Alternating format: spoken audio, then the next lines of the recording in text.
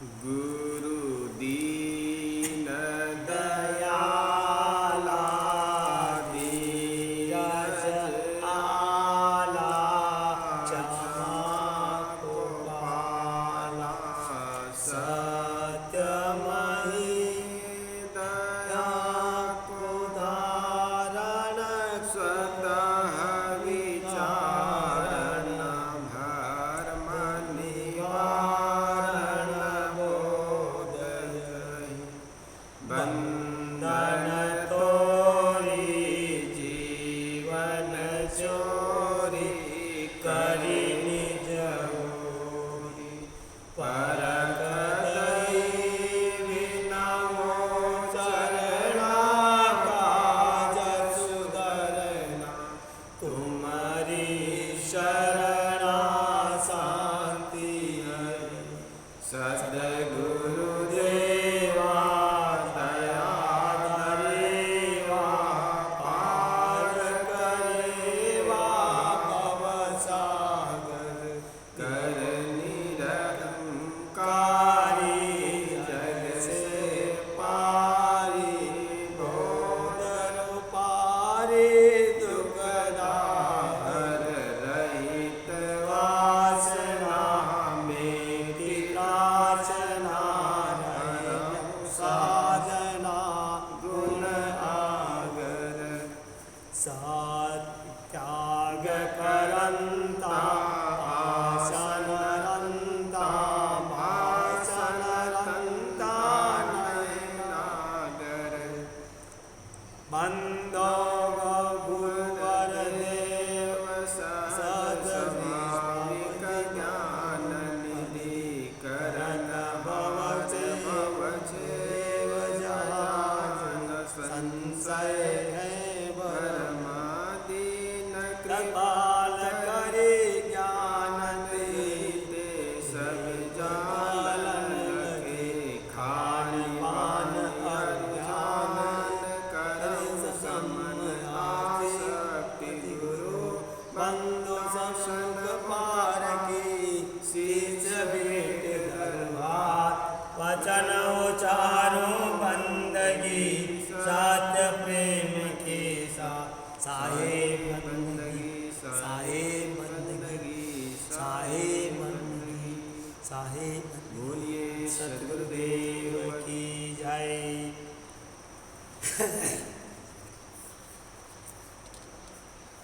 एकादशी प्रकरण साखी जहिया जन्म मुक्ता हता तहिया हता न कोय छठी तुम्हारी हाँ जगा तू कहाँ चला बिगो। साहब कहते हैं जहिया जन्म मुक्ता हता, मनुष्य का बच्चा जब छोटा रहता है हर तरह से मुक्त रहता है, किसी प्रकार के बंधन उनके मन में नहीं होता है। जो मनोत्तर खानी में मनुष्य से हटकर जो अन्य खानी है उसको भोग भूमिका कहते हैं। जहिया जन्म मुक्ता था, जब जब तुम मुक्त अवस्था में थे, बचपना में किसी प्रकार की गांठें नहीं थी, किसी प्रकार के राग और द्वेष नहीं थे। तहिया हताना को किसी प्रकार के हताना बंधन नहीं था, परवस्था नहीं थी, स्वतंत्रता नहीं थी, स्वतंत्र थे मन। छठी तुम्हारी हौ जगह तू कहाँ चला बिगो। लेकिन आदमी धीरे धीरे बड़ा होता है, मन में अहंकार आना शुरू हो जाता है, मैं मेरा राग द्वेष अनेक बातों को याद करता है। और यही के कारण है कि तू कहाँ चला बिगो। और मन में ये छठा मन में अहंकार जगने के कारण अन्य मृत्तर खानियों की ओर अग्रसर होता है, उसमें जन्म लेने के लिए वो प्रणित हो रहा है।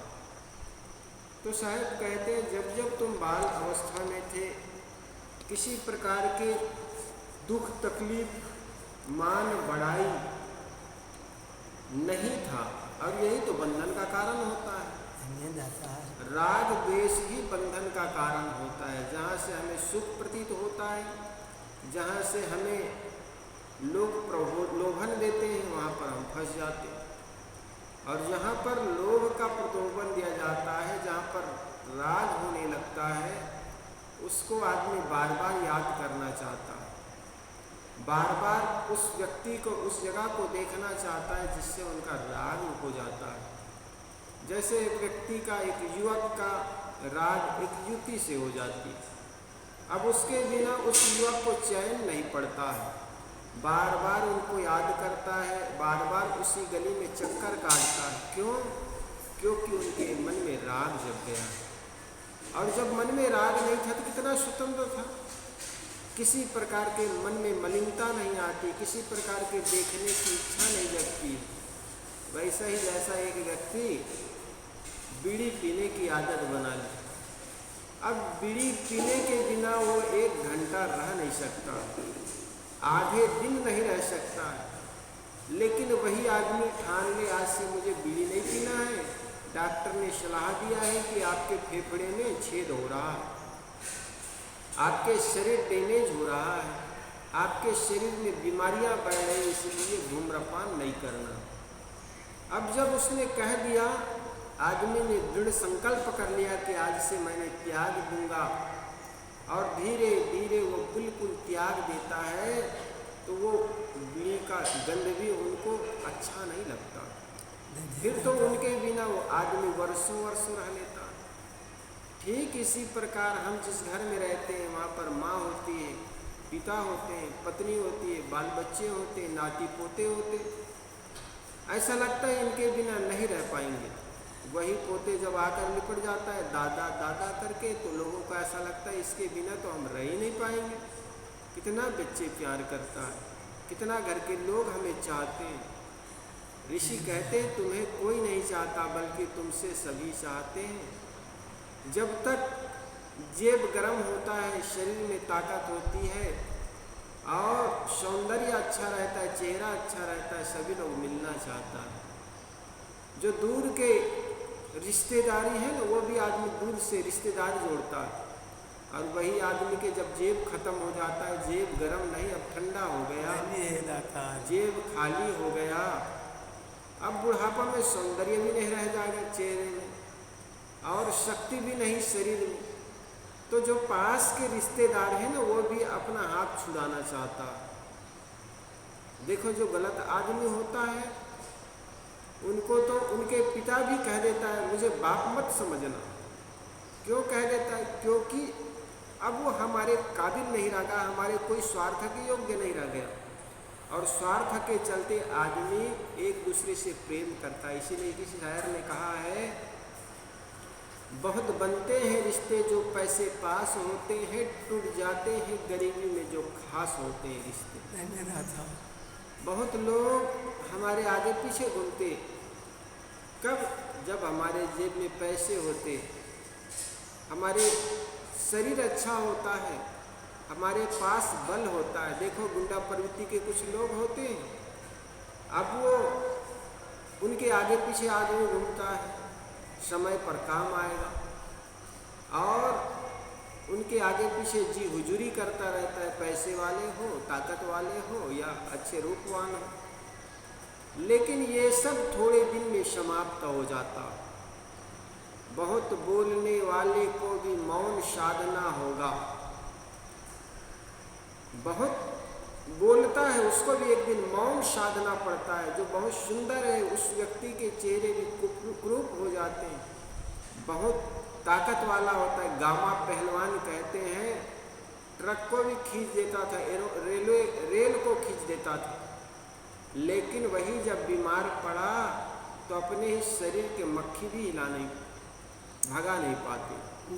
यह तो शरीर की दुर्दशा है, और ऐसी दुर्दशा को हम मान करके अपने मन में बड़ा अहंकार लिए चलते हैं। यह सब बंधन का कारण है। जितना हो सके अपने मन को हम छुड़ाए, सकाम भावपूर्वक नहीं बल्कि निष्काम भावपूर्वक। जहाँ भी रहते हैं सेवा करते हैं, लेकिन हम सकाम भाव कर लिए, मन में बना लिए तरह तरह का विचार, तो वो भी दुख का कारण होगा। क्यों? क्योंकि हमने सकाम भावपूर्वक बना लिया। सदगुरु श्री प्रेम साहब थे, उनके शिष्य लोग उनके कपड़े को खूब चमकाते थे, कपड़ा खूब धोए, लेकिन साहब कभी अधिकतर शाम को जब कुछ चूर्ण वगैरह खाते थे कपड़े में गिरा देते थे। उनका ये संदेश था कि जिसको तुम चमकाते हो देखो इसकी दुर्गति होनी है, इसलिए मन में बहुत आकांक्षा मत रखो, निष्काम भावपूर्वक करो। जो भी काम है ठीक है, करते चलो करते चलो, अगर नहीं हो पाया तो भी उसमें दोष क्या, कर तो रहे। तो निष्काम भावपूर्वक जो भी काम करते हैं वो बंधनप्रद नहीं होता, वो हमें कष्ट नहीं देता है। लेकिन सकाम भावपूर्वक अगर कोई भी कृत्य करते हैं, कोई भी काम करते हैं तो हमारे लिए बंधन होता है और कष्टप्रद होता है।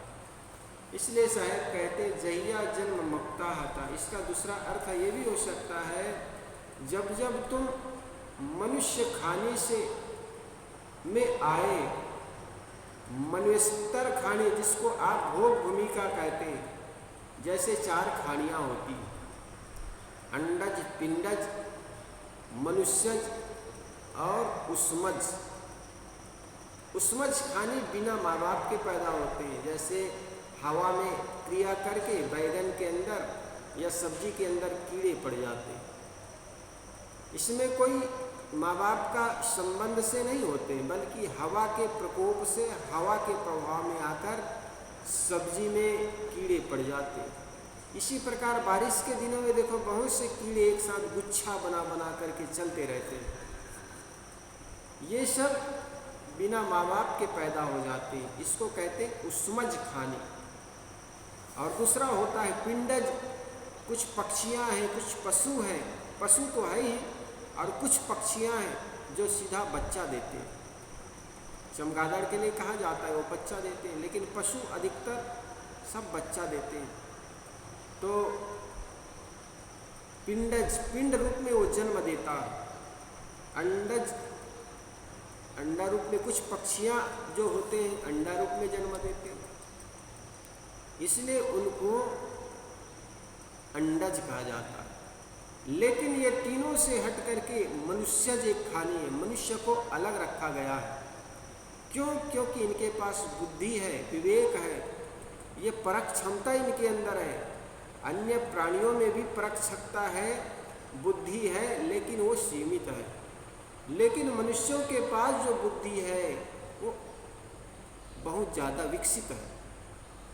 देखो चींटी के पास भी बुद्धि होती है, अगर उनके सामने आप पानी का रेखा बना दो तो पानी को पार नहीं करेगा वो। अगर उनके सामने चींटी और रेत के कुछ कण मिक्स करके डाल दो तो चीनी को, शक्कर को अलग कर लेगा, खाने के चीज़ को अलग कर लेगा, लेकिन रेत को वो छोड़ देगा। तो उसमें भी परख शक्ति है, उसमें भी परख करने की क्षमता है, बुद्धि है। ये गाय है, उसको सुबह जब खोल देते हैं खूंटा से, रस्सी जब खुल गई तो चली जाती है चरने के लिए जंगल। और वही गाय जब शाम को लौट करके आती है तो उसी घर में घुसेगी जिस घर में वो बंधी रहती है, जिस घर में उनका मालिक रहता है। तो ये तो सीमित होती है बुद्धि, विकसित नहीं होती। तो जब जब तुम मुक्त अवस्था में थे, अर्थात मानवेतर खाने से हट करके मनुष्य खाने में थे, तो किसी प्रकार के बंधन नहीं थे। जैसे अन्य प्राणियों में बंधन होता है। बंधन मीन्स एक आसक्ति, एक परतंत्रता। एक गाय को जिस खूटे में बांध दिए वो खूटे में गाय बंधी रहती, ये परतंत्रता है, भोग भूमिका है। वो अपने कर्मों का फल भोगने के लिए आया है। एक आकाश में पक्षी उड़ता है, अब वो मोक्ष या मुक्ति का मार्ग अपना नहीं सकता, उतना ही खाना पीना पेट भरने तक ही सीमित है। उनकी आवश्यकता एक सीमित है, प्रकृति से बंधा हुआ है। उनको भोजन चाहिए, दिन भर में घूम फिर करके कीड़े मकोड़े अनाज कुछ खा करके अपना पेट भर लेता। इसी प्रकार पशु है, सुबह खुलता है, जंगल में जाता है, चर करके शाम तक फिर लौट आता है। उसमें बहुत कुछ विकास करने की संभावना नहीं है। लेकिन मनुष्य में विकास करने की अनंत संभावना है। वो अपने बंधन को समझ सकता है, अपनी मुक्ति को समझ सकता है, और जिस जिस चीज़ों से वो बंधता है उस चीज़ों से वो अलग हो सकता है। जिस जिस चीज़ों से उनको दुख मिलता है उनसे वो अलग हो सकता है। जैसे मान लिया ये आदमी हमसे द्वेष रखता है, उनसे अलग हो सकता है धीरे धीरे। इस चीज़ से हमें दुख मिलता है, उन चीज़ से वो अलग हो सकता है। और जिस चीज़ से उनको सुख मिलता है, स्वतंत्रता मिलती है, उस चीज़ की ओर अग्रसर हो सकता है। ये स्वतंत्र है प्राणी। इसलिए साहब कहते हैं जब जब तुम मोक्ष स्थिति में थे, मोक्ष पाने के अनुकूल खानी में थे, और किसी प्रकार के मानवेतर प्राणियों के जो बंधन होते हुए नहीं थे, तब ये छठा मन में अहंकार जगाकर तुम कहाँ चले जा रहे हो? बंधन में बंधने के लिए तुम जहाँ जा रहे हो वहाँ सिवाय दुख के कुछ मिलेगा नहीं। छठा मन में जो अहंकार आता है, और यही कारण है आदमी अपने को बंधन की ओर ले जाता है। आगे शायद कहते हैं शब्द हमारा तू शब्द का सुन मत जाओ सर, जो चाहो निज तत्व को तो शब्द ही ले परख। शब्द हमारा तू शब्द का, शायद कहते हैं जो मेरे शब्द है वो निर्णय के शब्द है, इसमें परख करो और परख करके अपने जीवन को सुधारने का प्रयास करो। लेकिन निर्णय शब्दों को तुम सुन करके सरक मत जानना। गुरुवाणी और निर्णय शब्दों को सुन करके अधिक साधक बहक जाते हैं। उनको लगता है यहाँ तो काम करना पड़ता है, यहाँ सेवा करना पड़ता है, किसी ने फुसला दिया बहला दिया तो छोड़ करके चला जाता है। कितने साधक आते हैं और कितने जीवन में सफल होते हैं। अधिकतर तो मन के बंधन, देखो आदमी के पास 3 बंधन होता है, शारीरिक बंधन, मानसिक बंधन और पारिवारिक बंधन। जब साधक घर से निकलता है तो घर के लोग उनको रोकता है, भैया मत जाओ, वहाँ कहाँ रहोगे? 1000 लोग मनाने आते हैं, वहाँ कहाँ रहोगे? वहाँ आपको सेवा करना पड़ेगा, काम करना पड़ेगा, खाने को मिले या ना मिले, यहाँ तो सब चीज़ समय से मिल जाती है। और साधक का मन अगर कमज़ोर है तो वहीं पर रुक जाता है, ठहर जाता है। लेकिन जिसका प्रारब्ध मजबूत है, बलवती है, और उनके मन में लगन है, चेष्टा है, करने की जज्बा है, वो आदमी को 1000 मना करे लेकिन रुकता नहीं। चरा मेती चलते रहो और चलता रहता है साधक, तो निश्चित जानिए वह अपने मंजिल को प्राप्त कर लेता। इसलिए बहुत से लोग आएंगे, मन में राग द्वेष की बातें भरेंगे, मन के हरेलापन की बातें करेंगे, मन इनका कमज़ोर हो जाए ऐसी बातें करेंगे। लेकिन जो दृढ़ संकल्पी साधक होता है उस क्षेत्र में आगे बढ़ता चला जाता है। कठिनाइयाँ आती हैं, समस्याएं आती हैं, लेकिन कुछ साधक होते हैं समस्याओं के सामने घुटना टेक देते हैं, झुक जाते हैं, उनसे लड़ता नहीं। समस्याएं सबके सामने आती हैं, तकलीफ़ें सबके सामने आती हैं। देखो महात्मा बुद्ध के मन में जब वैराग्य जगा, पहले उनका जब जन्म हुआ तो वहाँ के जो उनके पिता थे राजा शुद्धोधन, उन्होंने सोचा कि मेरे बेटा आगे बढ़ करके इनकी उम्र जब बढ़ जाएगी, ये बड़े हो जाएंगे, क्या बनेगा। हर माँ बाप के मन में जिज्ञासा होती है कि हमारे बेटा आगे चल करके क्या बनेगा, डॉक्टर, इंजीनियर, सम्राट। तो राजा शुद्धोधन के मन में भी ये विचार उठा कि मेरा बेटा आगे चल करके क्या बनेगा। ज्योतिषियों से उनके हाथ दिखाए, बहुत से ज्योतिषियों ने कहा कि यह लड़का आगे चल करके राजा बनेगा, सम्राट बनेगा, चक्रवर्ती राजा बनेगा। लेकिन एक छोटा सा ज्योतिषी आया था, संत आया था, उन्होंने कहा राजन, आपका जो लड़का है ये महासन्यासी बनेगा, संत बनेगा, साधु बनेगा। ये सुनकर के सम्राट बड़ा दुख हुआ, सम्राट के मन में वो दुखी हुआ। ये सुनकर के नहीं कि वो सम्राट बनेगा, बल्कि ये सुनकर के कि मेरा लड़का साधु बन जाएगा, फकीर बन जाएगा। ये सुनकर के आदमी चाहता तो है संत बने, साधक बने, लेकिन मेरे घर से नहीं बल्कि पड़ोसी के घर से भगत बने, भगत सिंह बने, देश के लिए अपनी जान न्यौछावर कर दे, ये तो चाहता है। लेकिन मेरे घर से भगत सिंह न निकले, वो पड़ोसी के घर से निकले। तो कहने का मतलब साधक हर क्षण रहा है, हर समय रहा है, साधक को देखना चाहता है, संतों की पूजा करना चाहता है, लेकिन सोचता है कि मेरे घर से नहीं बल्कि पड़ोसी के घर से। तो कहने का मतलब साहब कहते हैं, जब राजा शुद्धोधन को ये पता चला कि उनका लड़का सिद्धार्थ सन्यासी बन जाएगा, तो बड़ा मन में दुख हुआ और अनेक पंडितों को, विद्वानों को बुलाए कि मेरा लड़का सन्यासी ना हो, इसके लिए क्या करना चाहिए। तो बहुत से विद्वानों ने बताया कि आपके लड़के सन्यासी ना हो, इसके लिए ऐसे अनुकूल चीज़ें बिछाकर रख दो, अनुकूल वातावरण हो कि आपके घर में गर्मी के दिन में ठंडी, ठंडी के दिन में गर्मी, वृक्ष से पत्ते पीले पड़े, इसके पहले उस पीले पत्ते को डालियों से अलग कर दो। जो डाली सूखे, इसके पहले झाड़ से उस सूखे हुए डाली को अलग कर दो, जिससे मन में व्यक्ति के वैराग्य पैदा हो। ऐसे सारे चीज़ों को वहाँ से हटा दो तो निश्चित आपके लड़के के मन में वैराग्य पैदा नहीं होगा। तो राजा ने ऐसा ही किया, अनुकूल एयर कंडीशनर रूम बना दिए। गर्मी के दिनों में ठंडी, ठंडी के दिनों में गर्मी।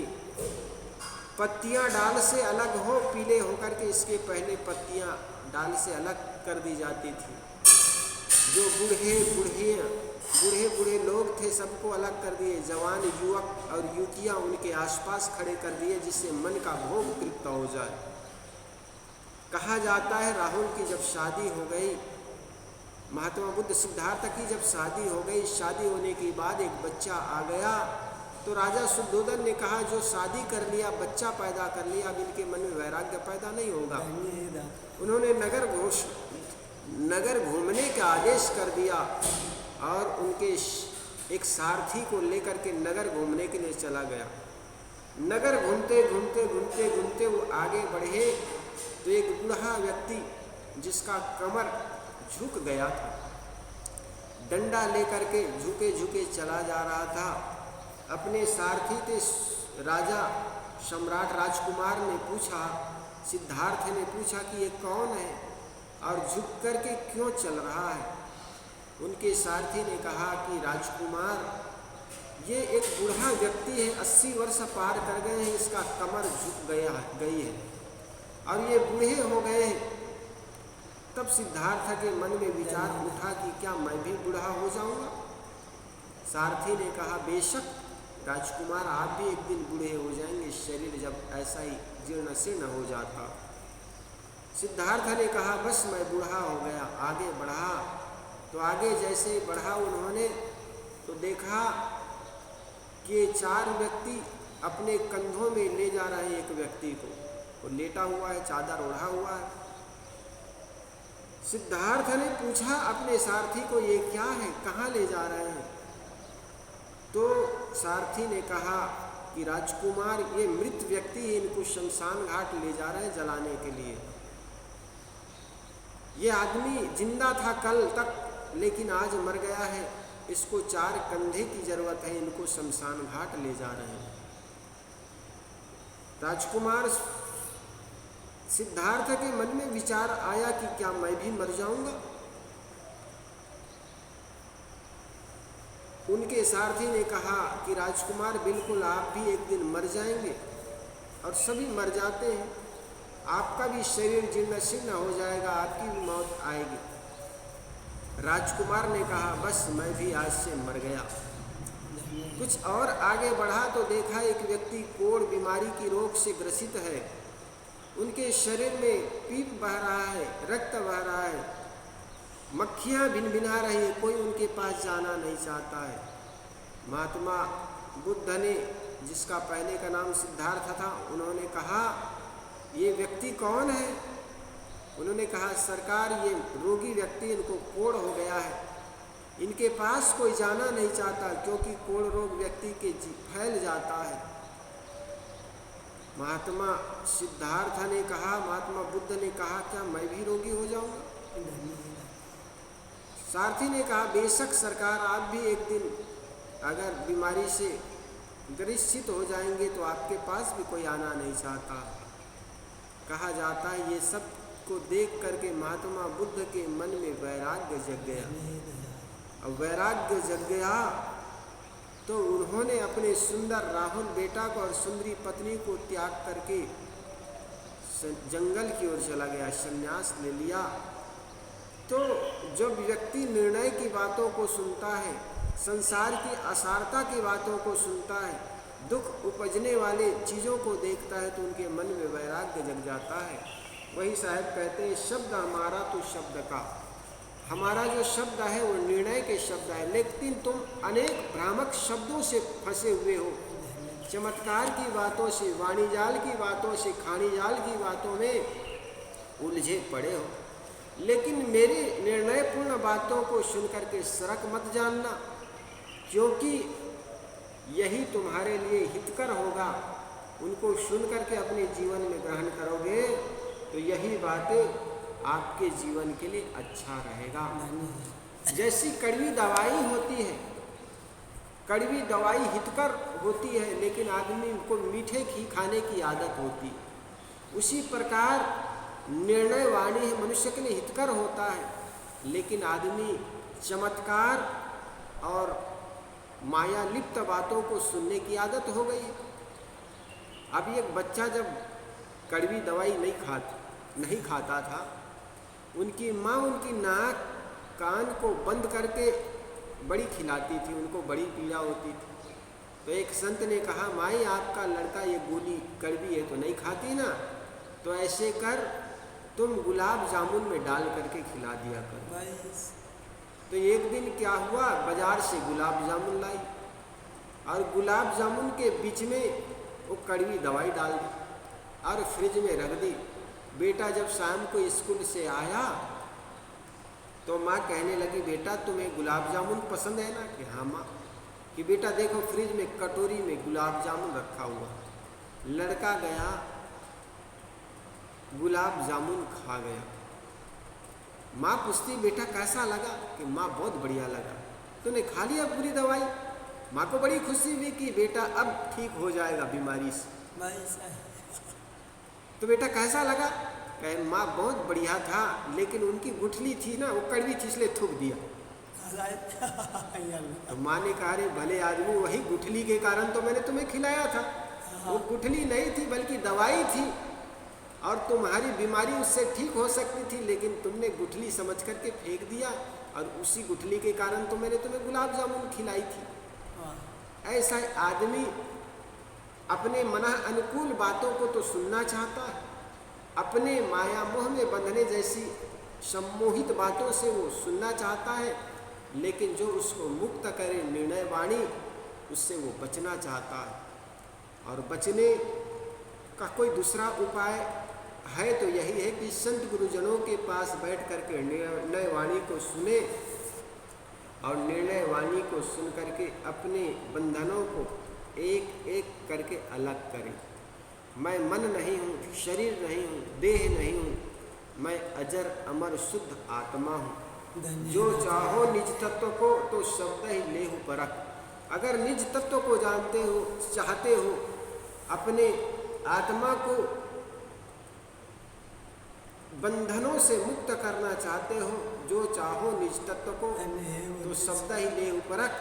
शब्दों को परख करके अपने कल्याण की बातों को, निर्णय बातों को सुन करके उसमें अपना जीवन को निमंजन कीजिए, अपने जीवन का उद्धार कीजिए। बोलिए सद्गुरुदेव की जय। वंदनी है गुरुदेव तुमको, वंदनी है गुरुदेव। काल जा